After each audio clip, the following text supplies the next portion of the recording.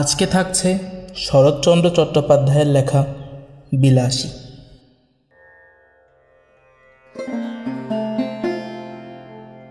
পাকা 2 ক্রোশ পথ হাঁটিয়া স্কুলে বিদ্যা অর্জন করিতে যাই।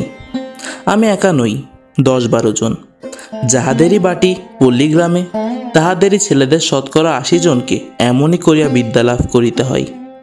ইহাতে লাভের অঙ্ক শেষ পর্যন্ত একেবারে শূন্য না পড়িলেও যাহা পড়ে তাহাতে হিসাব করিবার পক্ষে এই কয়টা কথা চিন্তা করিয়া দেখিলেই যথেষ্ট হইবে যে ছেলেদের সকাল 8টার মধ্যে বাহির হইয়া যাতায়াতে 4 ক্রোশ পথ ভাঙিতে হয়, 4 ক্রোশ মানে 8 মাইল নয়, ঢের বেশি।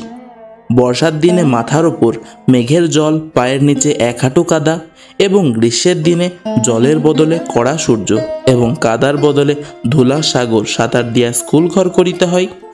সেই দুর্ভাগা বালকদের মা সরস্বতী খুশি হইয়া বর দিবেন কি, তাহাদের যন্ত্রণা দেখিয়া কোথায় যে লুকাইবেন ভাবিয়া পান না। তারপরে এই কৃতবিদ্য শিশুর দল বড় হইয়া একদিন গ্রামেই বসুন আর ক্ষুধার জ্বালায় অন্যত্রই যান।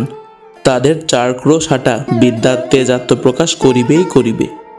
কেহ কেহ বলেন শুনিয়াছি, আচ্ছা, যাদের ক্ষুধার জ্বালা তাদের কথা না হয় নাই ধরিলাম, কিন্তু যাদের সে জ্বালা নেই তেমন সব ভদ্রলোকই বা কি সুখে গ্রাম ছাড়িয়া পলায়ন করেন? তারা বাস করিতে থাকলে তো পল্লীর এত দুর্দশা হয় না। ম্যালেরিয়া কথাটা না হয় নাই পারিলাম, সে থাক, কিন্তু ওই 4 ক্রোশ হাঁটার জ্বালাই কত ভদ্রলোকই যে ছেলেপুলে লইয়া গ্রাম ছাড়িয়া শহরে পালান। তারপর একদিন ছেলেপুলের পড়াও শেষ হয় বটে, তখন কিন্তু শহরের সুখ সুবিধা রুচি লইয়া আর তাদের গ্রামে ফিরিয়ে আসা চলে না। কিন্তু থাকে সকল বাজে কথা। স্কুলে যাই, 2 ক্রোশের মধ্যে এমন আরও তো 2-3খানা গ্রাম পার হইতে হয়।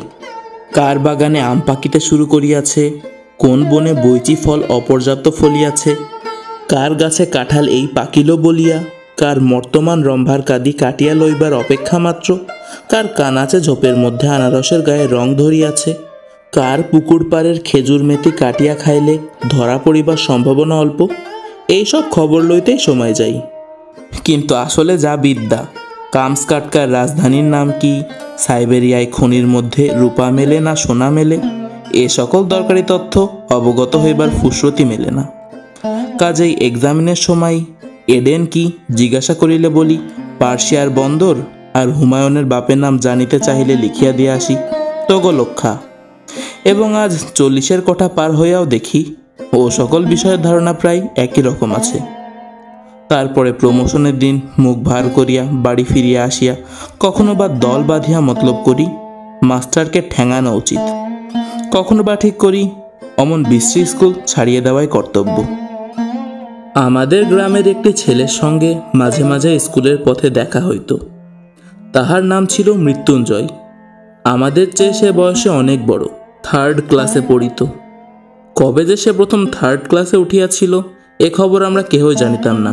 সম্ভবত তাহা প্রত্নতাত্ত্বিকের গবেষণার বিষয়।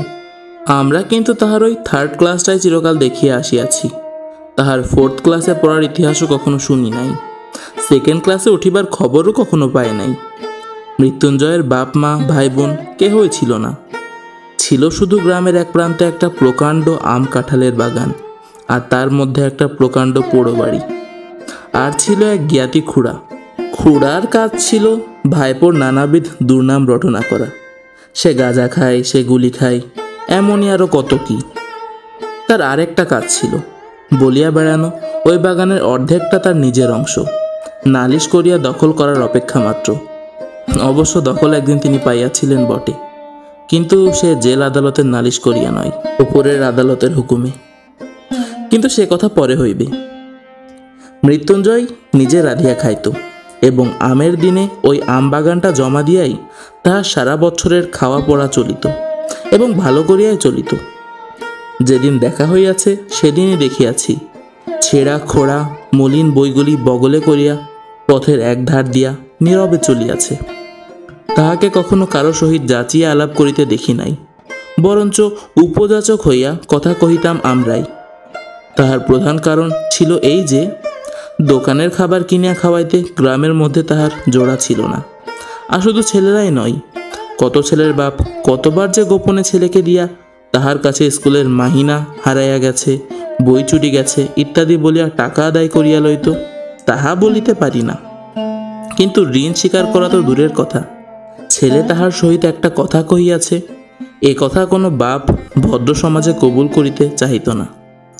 গ্রামের মধ্যে মৃত্যুঞ্জয়ের ছিল এমনই সুনাম। অনেক দিন মৃত্যুঞ্জয়ের দেখা নাই। একদিন শোনা গেল সে মরো মরো, আর একদিন শোনা গেল মালোপাড়ায় এক বুড়ো মালো তাহার চিকিৎসা করিয়া এবং তাহার মেয়ে বিলাসী সেবা করিয়া মৃত্যুঞ্জয়কে যমের মুখ হইতে এ যাত্রায় ফিরাইয়া আনিয়াছে। অনেক দিন তাহার মিষ্টান্নের সদ্দয় করিয়াছি, মনটা কেমন করিতে লাগিল। একদিন সন্ধ্যার অন্ধকারে লুকাইয়া তাহাকে দেখিতে গেলাম। তাহার পোড়ো বাড়িতে প্রাচীরের বালাই নাই। স্বচ্ছন্দে ভিতরে ঢুকিয়া দেখি ঘরের দরজা খোলা, বেশ উজ্জ্বল একটি প্রদীপ জ্বলিতেছে, আর ঠিক সম্মুখেই তক্তপোষের উপর পরিষ্কার ধপধপে বিছানায় মৃত্যুঞ্জয় শুইয়া আছে। তাহার কঙ্কালসার দেহের প্রতি চাহিলেই বোঝা যায় বাস্তবিক যমরাজ চেষ্টা ত্রুটি কিছু করেন নাই। তবে যে শেষ পর্যন্ত সুবিধা করিয়া উঠিতে পারেন নাই সে কেবল ওই মেয়েটির জোরে। সে শিওরে বসিয়া পাখার বাতাস করিতেছিল। আকস্মাৎ মানুষ দেখিয়া চমকিয়া উঠিয়া দাঁড়াইল। এই সেই বুড়ো সাপুড়ের মেয়ে বিলাসী।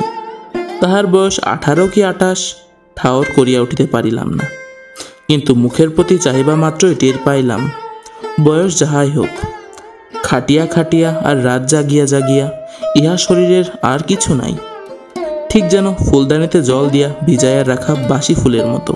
হাত দিয়া এতটুকু স্পর্শ করিলে, এতটুকু নাড়াচাড়া করিতে গেলেই ঝরিয়া পড়িবে। মৃত্যুঞ্জয় আমাকে চিনিতে পারিয়া বলিল, কে ন্যাড়া? বলিলাম, মেয়েটা ঘাড় হেট করিয়া দাঁড়াইয়া রহিল। মৃত্যুঞ্জয় 2-4টি কথা যাহা কহিল তাহার মর্ম এই যে প্রায় 1.5 মাস হইতে চলিল সে শয্যাগত। মধ্যে 10-15 দিন সে অজ্ঞান অচৈতন্য অবস্থায় পড়িয়াছিল। এই কয়েকদিন হইল সে লোক চিনিতে পারিতেছে, এবং যদিচ এখনো সে বিছানা ছাড়িয়া উঠিতে পারে না, কিন্তু আর ভয় নাই। ভয় নাই থাকুক, কিন্তু ছেলে মানুষ হইলেও এটা বুঝিলাম আজও যাহার শয্যাত্যাগ করিয়া উঠিবার ক্ষমতা হয় নাই, সেই রোগীকে এই বনের মধ্যে একা একই যে মেয়েটি বাঁচাইয়া তুলিবার ভার লইয়াছেন, সে কত বড় গুরুভার। দিনের পর দিন, রাত্রির পর রাত্রি তাহার কত সেবা, কত শুশ্রূষা, কত ধৈর্য, কত রাত জাগা, সে কত বড় সাহসের কাজ। কিন্তু যে বস্তুটি এই অসাধ্য সাধন করিয়া তুলিয়াছিল তাহার পরিচয় যদিচ সেদিন পাই নাই, কিন্তু আর একদিন পাইয়াছিলাম। ফিরিবার সময় মেয়েটি আর একটি প্রদীপ লইয়া আমার আগে আগে ভাঙা প্রাচীরের শেষ পর্যন্ত আসিল। এতক্ষণ পর্যন্ত সে একটি কথাও কহে নাই। এইবার আস্তে আস্তে বলিল, রাস্তা পর্যন্ত তুমি রেখে আসবো কি? বড় বড় আম গাছে সমস্ত বাগানটা যেন একটা জমাট অন্ধকারের মতো বোধ হইতেছিল। পথ দেখা তো দূরের কথা, নিজের হাতটা পর্যন্ত দেখা যায় না। বলিলাম, পৌঁছে দিতে হবে না, শুধু আলোটা দাও। সে প্রদীপটা আমার হাতে দিতেই তাহার উৎকণ্ঠিত মুখের চেহারাটা আমার চোখে পড়িল। আস্তে আস্তে সে বলিল, একলা যেতে ভয় করবে না তো? একটু এগিয়ে দিয়ে আসবো? মেয়ে মানুষ জিজ্ঞাসা করে, ভয় করবে না তো? সুতরাং মনে যায় থাকুক। প্রত্যুত্তরে শুধু একটা না বলিয়াই অগ্রসর হইয়া গেলাম। সে পুনরায় কহিল, ঘন জঙ্গলের পথ, একটু দেখে পা ফেলেছিল। সর্বাঙ্গে কাটা দিয়া উঠিল।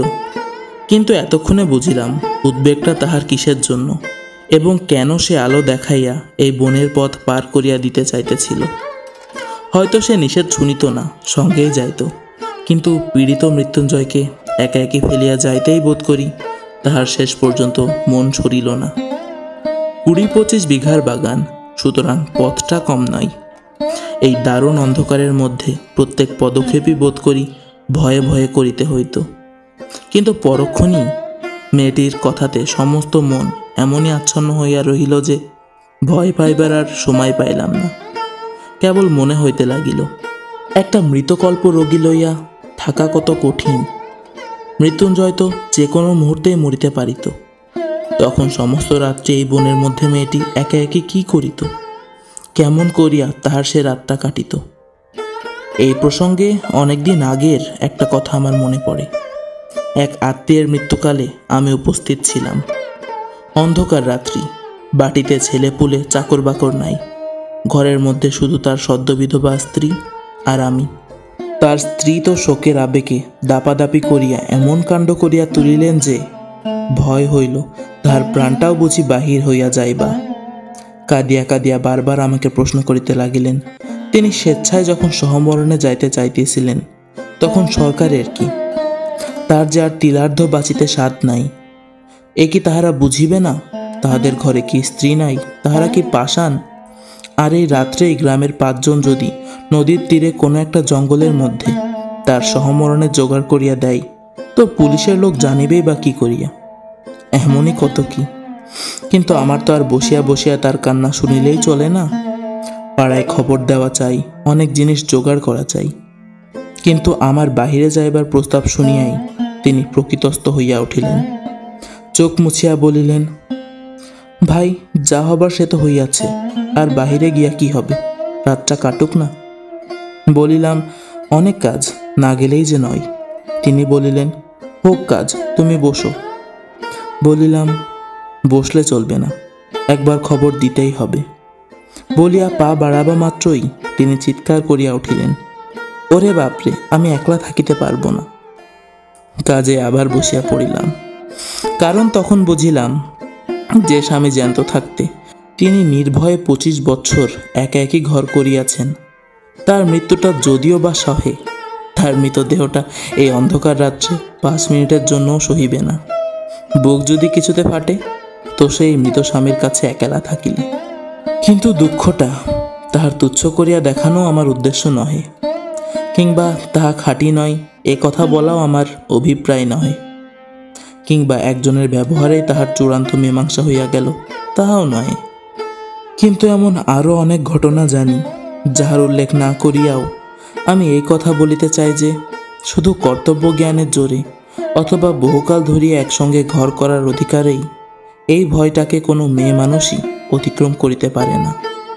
ইহা আর একটি শক্তি, যাহা বহু স্বামী স্ত্রী 100 বছর একত্রে ঘর করার পরেও হয়তো তাহার কোনো সন্ধান পায় না। কিন্তু সহসা সে শক্তির পরিচয় যখন কোনো নরনারীর কাছে পাওয়া যায়, তখন সমাজের আদালতে আসামি করিয়া তাহাদের দণ্ড দেওয়ার আবশ্যক যদি হয় তো হোক। কিন্তু মানুষের যে বস্তুটি সামাজিক নয়, সে নিজে যে ইহাদের দুঃখে গোপন অশ্রু বিসর্জন না করিয়া কোনো মতেই থাকিতে পারে না। প্রায় মাস 2 মৃত্যুঞ্জয়ের খবর লই নাই। যাহারা পল্লীগ্রাম দেখেন নাই কিংবা ওই রেলগাড়ির জানলায় মুখ বাড়িয়া দেখিয়াছেন, তাহারা হয়তো সবিস্ময়ে বলিয়া উঠিবেন, এ কেমন কথা? এ কি কখনো সম্ভব হইতে পারে যে অত বড় অসুখটা চোখে দেখিয়া আসিয়াও মাস 2 আর তার খবরই নাই? তাহাদের অবগতির জন্য বলা আবশ্যক যে এ শুধু সম্ভব নয়, এই হইয়া থাকে। একজনের বিপদে পাড়াশুদ্ধ ঝাঁক বাঁধিয়া অপুর হইয়া পড়ে, এই যে একটা জনশ্রুতি আছে, তাহা জানি না সত্যযুগের পল্লীগ্রামে ছিল কি না, কিন্তু একালে তো কোথাও দেখিয়াছি বলিয়া মনে করিতে পারি না। তবে তাহার মরার খবর যখন পাওয়া যায় নাই, তখন সে বাঁচিয়া আছে, এ ঠিক। এমনই সময় হঠাৎ একদিন কানে গেল, মৃত্যুঞ্জয়ের সেই বাগানের অংশীদার খুড়া তোলপাড় করিয়া বেড়াইতেছেন যে গেল গেল গ্রামটা এবার রসাতলে গেল। নালতের মৃত্যুর বলিয়া সমাজে আর তার মুখ বাহির করিবার জোর রহিল না। অকাল কুষ্মাণ্ডটা একটা সাপুড়ে মেয়ে নিকা করিয়া ঘরে আনিয়াছে। আর শুধু নিকা নয়, তাও না হয় চুলায় যাক, তাহার হাতে ভাত পর্যন্ত খাইতেছে। গ্রামে যদি ইহার শাসন না থাকে তো বনে গিয়া বাস করিলেই তো হয়। করলা হরিপুরের সমাজ এ কথা শুনিলে যে, ইত্যাদি ইত্যাদি আরও কত কথা। তখন ছেলে বুড়ো সকলের মুখে ওই এক কথা, এ হইল কি? কলি কি সত্যি উল্টাইতে বসিল? খুড়া বলিয়া বেড়াইতে লাগিল, এ যে ঘটিবে তিনি অনেক আগেই জানিতেন।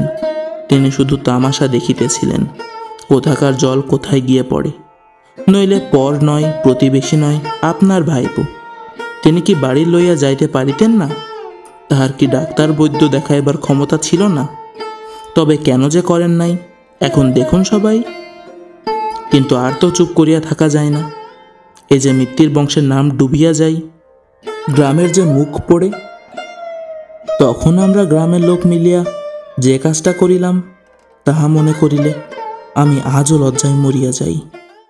খুড়া চলিলেন নালতের মৃত্যুর বংশের অভিভাবক হইয়া, আর আমরা 10-12 জন সঙ্গে চলিলাম গ্রামের বদন দগ্ধ না হয় এই জন্য।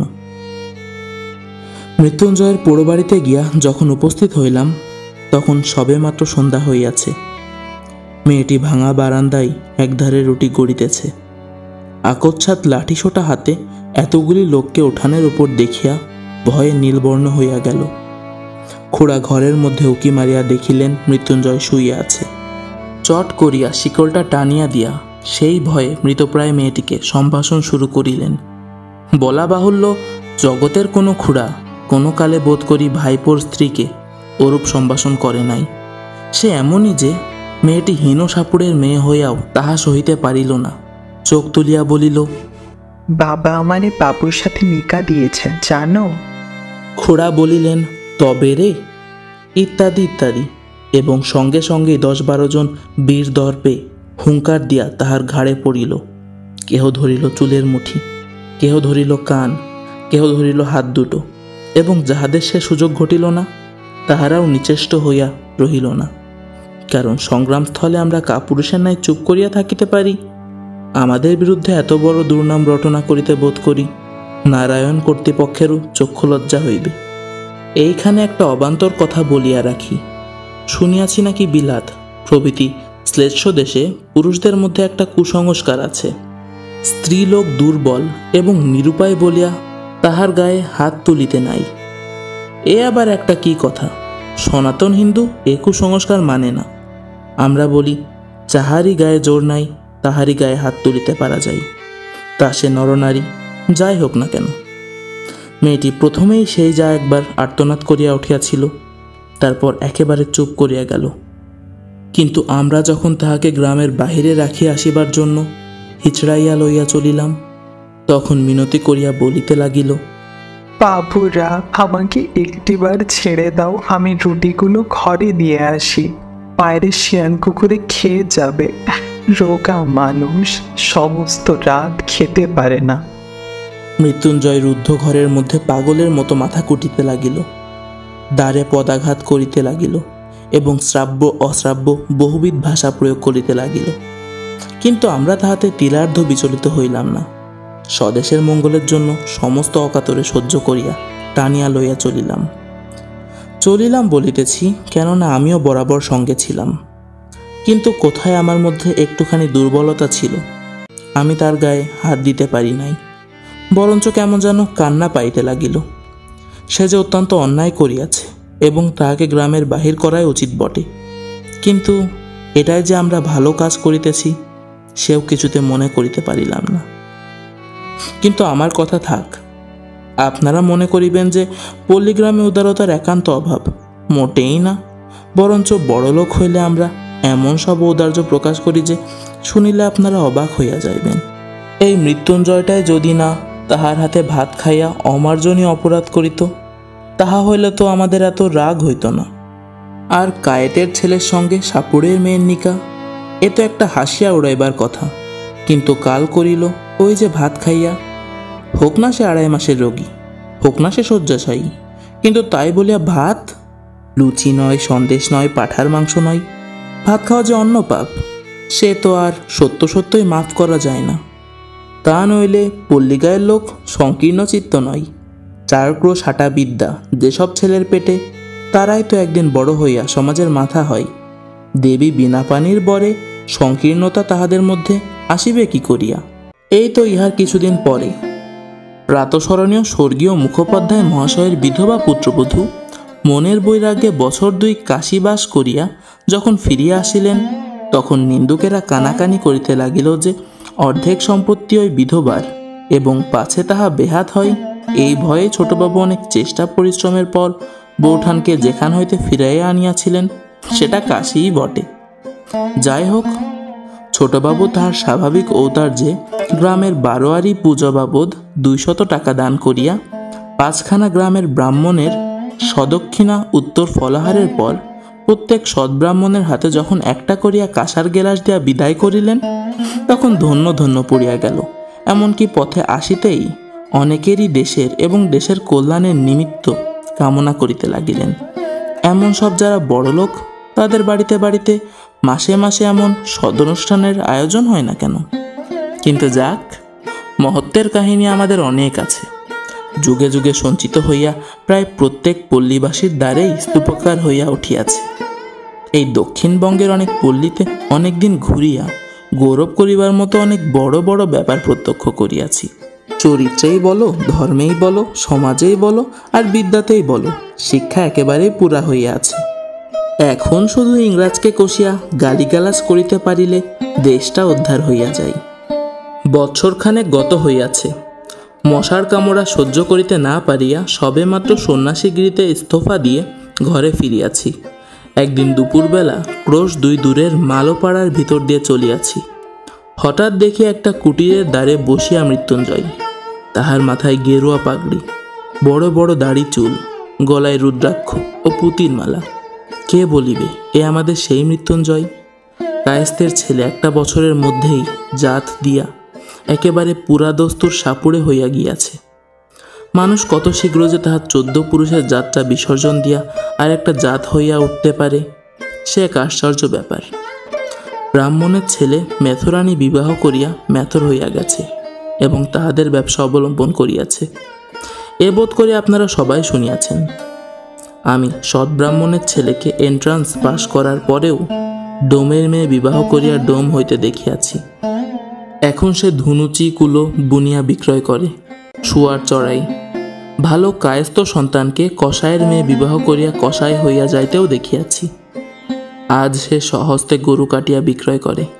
তাহাকে দেখিয়া কাহার সাধ্য বলে কোনো কালে সে কসাই ভিন্ন আর কিছু ছিল? কিন্তু সকলেরই ওই এক হেতু। আমার তাই মনে হয়, এমন করিয়া এত সহজে পুরুষকে যাহারা টানিয়া নামাইতে পারে, তাহারা কি এমনই অবলীলাক্রমে তাহাদের ঠেলিয়া উপরে তুলিতে পারে না? যে পল্লীগ্রামের পুরুষদের সুখ্যাতিতে আজ পঞ্চমুখ হইয়া উঠিয়াছি, গৌরবটা কি একা শুধু তাহাদেরই? শুধু নিজেদের জোরে এত দ্রুত নিচের দিকে নামিয়া চলিয়াছে? অন্দরের দিক হইতে কি এতটুকু উৎসাহ, এতটুকু সাহায্য আসে না? কিন্তু যাক, ঝোঁকের মাথায় হয়তোবা অনধিকার চর্চা করিয়া বসিব। কিন্তু আমার মুশকিল হইয়াছে যে আমি কোনো মতেই ভুলিতে পারি না দেশের 90 জন নরনারী ওই পল্লীগ্রামেরই মানুষ, এবং সেই জন্য কিছু একটা আমাদের করা চাই। যাক, বলিতেছিলাম যে দেখিয়া কে বলিবে এ সেই মৃত্যুঞ্জয়, কিন্তু আমাকে সে খাতির করিয়া বসাইল। বিলাসী পুকুরে জল আনিতে গিয়াছিল। আমাকে দেখিয়া সেও ভারী খুশি হইয়া বারবার বলিতে লাগিল, তুমি না আগলানে সে রাত্রিরে আমারে তারা মেরেই ফেলতো। আমার জন্য না জানি কত মার তুমি খেয়েছিলে। কথায় কথায় শুনিলাম পরদিনই তাহারা এখানে উঠিয়া আসিয়া ক্রমশ ঘর বাঁধিয়া বাস করিতেছে এবং সুখে আছে। সুখে যে আছে এ কথা আমাকে বলার প্রয়োজন ছিল না, শুধু তাহাদের মুখের পানে চাহিয়াই আমি তাহা বুঝিয়াছিলাম। তাই শুনিলাম আজ কোথায় নাকি তাহাদের সাপ ধরার বায়না আছে এবং তাহারা প্রস্তুত হইয়াছে। আমিও অমনি সঙ্গে যাইবার জন্য লাফাইয়া উঠিলাম। ছেলেবেলা হইতেই 2টো জিনিসের ওপর আমার প্রবল শখ ছিল। এক ছিল গোখরা সাপ ধরিয়া পোষা, আর ছিল মন্ত্র সিদ্ধ হওয়া। সিদ্ধা হওয়ার উপায় তখনও খুঁজিয়া বাহির করিতে পারি নাই, কিন্তু মৃত্যুঞ্জয়কে ওস্তাদ লাভ করিবার আশায় আনন্দে উৎফুল্ল হইয়া উঠিলাম। সে তাহার নামজাদা শ্বশুরের শিষ্য, সুতরাং মস্ত লোক। আমার ভাগ্য যে আকস্মাৎ এমন প্রসন্ন হইয়া উঠিবে তাহা কে ভাবিতে পারিত? কিন্তু শক্ত কাজ এবং ভয়ের কারণ আছে বলিয়া প্রথমে তাহারা উভয়ে আপত্তি করিল। কিন্তু আমি এমনই নাছরবান্দা হইয়া উঠিলাম যে মাসখানেকের মধ্যে আমাকে সাগ্রেদ করিতে মৃত্যুঞ্জয় পথ পাইল না। সাপ ধরার মন্ত্র এবং হিসাব শিখাইয়া দিল এবং কবজিতে ওষুধ সমেত মাদুলি বাঁধিয়া দিয়া দস্তুর মতো সাপুড়ে বানাইয়া তুলিল। মন্ত্রটা কি জানেন? তার শেষটা আমার মনে আছে। ওরে কেউটে তুই মনসার বাহন, মনসা দেবী আমার মা, ওলট পালট পাতাল ফোড়, ঢোড়ার বিষ তুই নে, তোর বিষ ঢোড়ারে দে, দুধরাজ মণিরাজ, কার আজ্ঞা? বিষহরির আজ্ঞা। ইহার মানে যে কি তাহা আমি জানি না, কারণ যিনি এই মন্ত্রের দ্রষ্টা ঋষি ছিলেন, নিশ্চয় কেহ না কেহ ছিলেন, তার সাক্ষাৎ কখনো পাই নাই। অবশেষে একদিন এই মন্ত্রের সত্য মিথ্যার চরম মীমাংসা হইয়া গেল বটে, কিন্তু যতদিন না হইল ততদিন সাপ ধরার জন্য চতুর্দিকে প্রসিদ্ধ হইয়া গেলাম। সবাই বলা বলি করিতে লাগিল, হ্যাঁ, ন্যাড়া একজন গুণী লোক বটে, সন্ন্যাসী অবস্থায় কামাখ্যায় গিয়া সিদ্ধ হইয়া আসিয়াছে। এতটুকু বয়সের মধ্যে এত বড় ওস্তাদ হইয়া অহংকারে আমার মাটিতে পা পড়ে না, এমনই জো হইল। বিশ্বাস করিল না শুধু দুইজন, আমার গুরু যে, সে তো ভালো মন্দ কোনো কথাই বলিত না, কিন্তু বিলাসী মাঝে মাঝে মুখ টিপিয়া হাসিয়া বলিত, ঠাকুর, এসব ভয়ঙ্কর জানোয়ার, একটু সাবধানে নাড়াচাড়া করো। বস্তুত বিষ দাঁত ভাঙা এবং সাপের মুখ হইতে বিষ বাহির করা প্রভৃতি কাজগুলো এমনই অবহেলার সহিত করিতে শুরু করিয়াছিলাম যে সেসব মনে পড়িলে আমার আজও গা কাঁপে। আসল কথা হইতেছে এই যে সাপ ধরাও কঠিন নয়, এবং ধরা সাপ 2-4 দিন হাঁড়িতে পুড়িয়া রাখার পর তাহাদের বিষ দাঁত ভাঙাই হোক আর নাই হোক কিছুতেই কামড়াইতে চাহে না। চক্র তুলিয়া কামড়াইবার ভান করে, ভয় দেখাই, কিন্তু কামড়ায় না। মাঝে মাঝে আমাদের গুরু শিষ্যের সহিত বিলাসী তর্ক করিত। সাপুড়েদের সবচেয়ে লাভের ব্যবসা শিকড় বিক্রি করা, যা দেখাইবা মাত্র সাপ পালাইতে পথ পায় না, কিন্তু তার পূর্বে সামান্য একটু কাজ করিতে হইত। যে সাপ শিকড় দেখিয়া পালাইবে তাহার মুখে একটা লোহার শিক পুড়াইয়া বার কয়েক ছ্যাঁকা দিতে হয়, তারপর তাহাকে শিকড়ই দেখানো হোক বা একটা কাঠিই দেখানো হোক, সে কোথায় পালাইবে তা ভাবিয়ে পায় না। এই কাজটার বিরুদ্ধে বিলাসী ভয়ানক আপত্তি করিয়া মৃত্যুঞ্জয়কে বলিত, দেখো, এমন করে মানুষ ঠকায়ও না। মৃত্যুঞ্জয় কহিত, সবাই করে, এতে দোষ কি? বিলাসী বলিত, করুক কি সবাই, আমাদের তো খাবার ভাবনা নেই, আমরা কেন মিছিমিছি লোক ঠকাতে চাইব? আর একটা জিনিস আমি বরাবর লক্ষ্য করিয়াছি, সাপ ধরার বায়না আসিলেই বিলাসী নানা প্রকারে বাধা দিতে চেষ্টা করিত। আজ শনিবার, আজ মঙ্গলবার, এমনই কত কি। মৃত্যুঞ্জয় উপস্থিত না থাকিলে সে তো একেবারে ভাগাইয়া দিত, কিন্তু উপস্থিত থাকিলে মৃত্যুঞ্জয় নগদ টাকার লোভ সামলাইতে পারিত না। আর আমার তো একরকম নেশার মতো হইয়া দাঁড়াইয়াছিল, নানা প্রকারে তাহাকে উত্তেজিত করিতে চেষ্টা ত্রুটি করিতাম না। বস্তুত ইহার মধ্যে মজা ছাড়া ভয় যে কোথায় ছিল এ আমাদের মনে স্থান পাইত না, কিন্তু এই পাপের দণ্ড আমাকে একদিন ভালো করিয়াই দিতে হইল। সেদিন ক্রোশ 1.5 দূরে এক গোয়ালার বাড়িতে সাপ ধরিতে গিয়াছি। বিলাসী বরাবরই সঙ্গে যাইত, আজও সঙ্গে ছিল। মেটে ঘরের মেঝে খানিকটা খুঁড়তেই একটা গর্তের চিহ্ন পাওয়া গেল। আমরা কেহই লক্ষ্য করি নাই, কিন্তু বিলাসী সাপুড়ের মেয়ে, সে হেট হইয়া কয়েক টুকরা কাগজ তুলিয়া লইয়া আমাকে বলিল, ঠাকুর, একটু সাবধানে খুঁড়ো, সাপ একটা নয়, এক জোড়া তো আছে বটে, হয়তোবা তার বেশিও থাকতে পারে। মৃত্যুঞ্জয় বলিল, এরা যে বলে একটাই এসে ঢুকেছে, একটাই দেখতে পাওয়া গেছে। বিলাসী কাগজ দেখাইয়া কহিল, দেখছ না, বাসা করেছিল।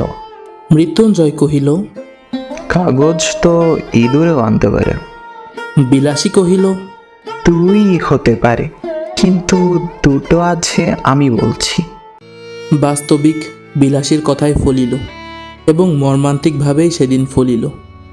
মিনিট 10 মধ্যে একটা প্রকাণ্ড খরিশ গোখরা ধরিয়া মৃত্যুঞ্জয় আমার হাতে দিল, কিন্তু সেটাকে ঝাঁপির মধ্যে পুড়িয়া ফিরিতে না ফিরিতেই মৃত্যুঞ্জয় করিয়া নিঃশ্বাস ফেলিয়া বাহিরে আসিয়া দাঁড়াইল। তাহার হাতের উল্টো পিঠ দিয়ে ঝরঝর করিয়া রক্ত পড়িতেছিল। প্রথমটা যেন সবাই হতবুদ্ধ হইয়া গেলাম, কারণ সাপ ধরিতে গেলে সে পালাইবার জন্য ব্যাকুল না হইয়া বরঞ্চ গর্ত হইতে 1 হাত মুখ বাহির করিয়া দংশন করে, এমন অভাবনীয় ব্যাপার জীবনেই একটিবার দেখিয়াছি। পরক্ষণেই বিলাসী চিৎকার করিয়া ছুটিয়া গিয়া আঁচল দিয়া তাহার হাতটা বাঁধিয়া ফেলিল, এবং যত রকমের শিকড় বাকড় সে সঙ্গে আনিয়াছিল সমস্তই তাহাকে চিবাইতে দিল। মৃত্যুঞ্জয়ের নিজের মাদুলি তো ছিলই, তাহার উপর আমার মাদুলিটাও খুলে তাহার হাতে বাঁধিয়া দিলাম। আশা বিষ ইহার ঊর্ধ্বে আর উঠিবে না, বরং সেই বিশ্বহরীর আজ্ঞা মন্ত্রটা সতেজে বারংবার আবৃত্তি করিতে লাগিলাম। চতুর্দিকে ভিড় জমিয়া গেল, এবং এ অঞ্চলের মধ্যে যেখানে যত জ্ঞানী গুণী ব্যক্তি আছেন সকলকে খবর দিবার জন্য দিকে দিকে লোক ছুটিল। বিলাসীর বাপকে সংবাদ দিবার জন্য লোক গেল। আমার মন্ত্র পড়ার আর বিরাম নাই, কিন্তু ঠিক সুবিধা হইতেছে বলে মনে হলো না। তথাপি আবৃত্তি সমভাবেই চলিতে লাগিল। কিন্তু মিনিট 15-20 পরেই যখন মৃত্যুঞ্জয় একবার বমি করিয়া দিল, তখন বিলাসী মাটির উপর একেবারে আছাড় খাইয়া পড়িল। আমিও বুঝিলাম বিশ্বহরির দোহাই বুঝি আর খাটে না। নিকটবর্তী আরও 2-4 জন ওস্তাদ আসিয়া পড়িলেন, এবং আমরা কখনো বা একসঙ্গে কখনো বা আলাদা 33 কোটি দেবদেবীর দোহাই পাড়িতে লাগিলাম। কিন্তু বিষ দোহাই মানিল না। রোগীর অবস্থা ক্রমেই মন্দ হইতে লাগিল। যখন দেখা গেল ভালো কথাই হইবে না, তখন 3-4 জন ওঝা মিলিয়া বিষকে এমনই অকথ্য অশ্রাব্য গালিগালাজ করিতে লাগিল যে বিষের কান থাকিলে সে মৃত্যুঞ্জয় তো মৃত্যুঞ্জয়, সেদিন দেশ ছাড়িয়া পালাইত। কিন্তু কিছুতেই কিছু হইল না। আরও আধ ঘন্টা ধস্তাধস্তির পর রোগী তাহার বাপ মায়ের দেওয়া মৃত্যুঞ্জয় নাম, তাহার শ্বশুরের দেওয়া মন্ত্র ঔষধি সমস্ত মিথ্যা প্রতিপন্ন করিয়া ইহলোকের লীলা সাঙ্গ করিল। বিলাসী তাহার স্বামীর মাথাটা কোলে করিয়া বসিয়াছিল। সে যেন একেবারে পাথর হইয়া গেল। যাক, তাহার দুঃখের কাহিনীটি আর বাড়াইব না। কেবল এইটুকু বলিয়া শেষ করিব যে সে 7 দিনের বেশি বাঁচিয়া থাকাটা সহিতে পারিল না। আমাকে শুধু একদিন বলিয়াছিল, ঠাকুর, আমার মাথা দিব্যি রইল, এসব তুমি আর কখনো করো না। আমার মাদুলি কবচ তো মৃত্যুঞ্জয়ের সঙ্গে কবরে গিয়াছিল, শুধু ছিল বিশ্বহরীর আজ্ঞা। কিন্তু সে আজ্ঞা যে ম্যাজিস্ট্রেটের আজ্ঞা নহে, এবং সাপের বিষ যে বাঙালির বিষ নয়, তাহা আমিও বুঝিয়াছিলাম। একদিন গিয়া শুনিলাম ঘরে তো আর বিষের অভাব ছিল না। বিলাসী আত্মহত্যা করিয়া মরিয়াছে, এবং শাস্ত্রমতে সে নিশ্চয় নরকে গিয়াছে। কিন্তু যেখানেই যাক, আমার নিজের যখন যাইবার সময় আসিবে, তখন ঐরূপ কোনো একটা নরকে যাওয়ার প্রস্তাবে পিছাইয়া দাঁড়াবো না, এইমাত্র বলিতে পারি। খুড়া মশাই 16 আনা বাগান দখল করিয়া অত্যন্ত বিজ্ঞের মতো চারিদিকে বলিয়া বেড়াইতে লাগিলেন, ওর যদি না হয় অপঘাত, মৃত্যু হবে তো হবে কার? পুরুষ মানুষ অমন একটা ছেড়ে 10টা করুক না, তাতে তো তেমন যায় আসে না। না হয় একটু নিন্দাই হতো। কিন্তু হাতে ভাত খেয়ে মরতে গেলি কেন? নিজে মরল, আমার পর্যন্ত মাথা হেট করে গেল। না পেল 1 ফোঁটা আগুন, না পেল একটা পিণ্ডি, না হলো একটা ভুজ্জি উৎসুগ্য। গ্রামের লোক এক বাক্যে বলিতে লাগিল, তাহাতে আর সন্দেহ কি? অন্য পাপ। বাপ রে, এর কি আর প্রায়শ্চিত্ত আছে? বিলাসীর আত্মহত্যার ব্যাপারটা অনেকের কাছে পরিহাসের বিষয় হইল। আমি প্রায় ভাবি এ অপরাধ হয়তো ইহারা উভয়েই করিয়াছিল। কিন্তু মৃত্যুঞ্জয় তো পল্লীগ্রামেরই ছেলে, পাড়া গায়ের তেলে জলেই তো মানুষ। তবু অত বড় দুঃসাহসের কাজে প্রবৃত্ত করিয়াছিল তাহাকে যে বস্তুটা, সেটাকে হয় একবার চোখ মিলিয়া দেখিতে পাইল না। আমার মনে হয়, যে দেশে নরনারীর মধ্যে পরস্পরের হৃদয় জয় করিয়া বিবাহ করিবার রীতি নাই, বরঞ্চ তাহা নিন্দার সামগ্রী, যে দেশে নরনারী আশা করিবার সৌভাগ্য, আকাঙ্ক্ষা করিবার ভয়ঙ্কর আনন্দ হইতে চিরদিনের জন্য বঞ্চিত, যাহাদের জয়ের গর্ব, পরাজয়ের ব্যথা কোনোটাই জীবনে একটিবারও বহন করিতে হয় না, যাহাদের ভুল করিবার দুঃখ আর ভুল না করিবার আত্মপ্রসাদ কিছুরই বালাই নাই, যাহাদের প্রাচীন এবং বহুদর্শী বিজ্ঞ সমাজ সর্বপ্রকারের হাঙ্গামা হইতে অত্যন্ত সাবধানে দেশের লোককে তফাত করিয়া আজীবন কেবল ভালোটিই হইয়া থাকিবার ব্যবস্থা করিয়া দিয়াছেন, তাই বিবাহের ব্যাপারটা যাহাদের শুধু নিছক কন্ট্রাক্ট, তা সে যতই কেন না বৈদিক মন্ত্র দিয়া ডকুমেন্ট পাকা করা হোক, সে দেশের লোকের সাধ্যই নাই মৃত্যুঞ্জয়ের অন্য পাপের কারণ বোঝে। বিলাসীকে যাহারা পরিহাস করিয়াছিলেন, তাহারা সাধু গৃহস্থ এবং সাধী গৃহিণী। অক্ষয় সতীলোক তাহারা সবাই পাইবেন, তাও আমি জানি। কিন্তু সেই সাপুড়ের মেয়েটি যখন একটি পীড়িত শয্যাগত লোককে তিল তিল করিয়া জয় করিতেছিল, তাহার তখনকার সেই গৌরবের কণামাত্র হয়তো আজও ইহাদের কেহ চোখেই দেখেন নাই। মৃত্যুঞ্জয় হয়তো নিতান্ত একটা তুচ্ছ মানুষ ছিল, কিন্তু তাহার হৃদয় জয় করিয়া দখল করার আনন্দটাও তুচ্ছ নয়। সে সম্পাদু অকিঞ্চিৎকর নহে। এই বস্তুটাই এদেশের লোকের পক্ষে বুঝিয়া ওঠা কঠিন। আমি ভূদেব বাবুর পারিবারিক প্রবন্ধেরও দোষ দিব না এবং শাস্ত্রীয় তথা সামাজিক বিধি ব্যবস্থারও নিন্দা করিব না। করিলেও মুখের উপর কড়া জবাব দিয়ে যাহারা বলিবেন এই হিন্দু সমাজ তাহার নির্ভুল বিধি ব্যবস্থার জোরেই অত শতাব্দীর অতগুলো বিপ্লবের মধ্যে বাঁচিয়া আছে, আমি তাহাদেরও অতিশয় ভক্তি করি। প্রত্যুত্তরে আমি কখনোই বলিব না টিকিয়া থাকায় চরম সার্থকতা নয় এবং অতিকায় হস্তি লোপ পাইয়াছে, কিন্তু তেলাপোকা টিকিয়া আছে। আমি শুধু এই বলিব যে বড় লোকের নন্দগোপালটির মতো দিবারাত্রি চোখে চোখে এবং কোলে কোলে রাখিলে যে সে বেশটি থাকবে তাহাতে কোনোই সন্দেহ নাই, কিন্তু একেবারে তেলাপোকাটির মতো বাঁচাইয়া রাখার চেয়ে এক আধবার কোল হইতে নামাইয়া আরও 5 জন মানুষের মতো 2-1 পা হাঁটিতে দিলেই প্রায়শ্চিত্ত করার মতো পাপ হয় না।